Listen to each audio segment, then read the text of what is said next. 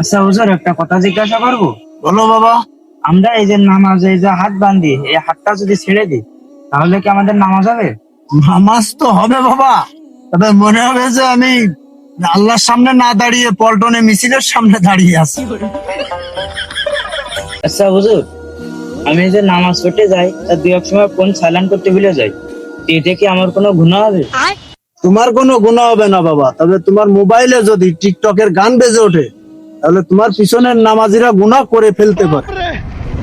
দেখো বাবা, নামাজ হলো আল্লাহর সাথে কথা বলো, যতটা সম্ভব মনোযোগী হও। ভুল হলে আল্লাহ ক্ষমাশীল, কিন্তু অবহেলা করা ঠিক না। আচ্ছা হুজুর, তাহলে নামাজের ভিতরে মনোযোগ কিভাবে আনবো?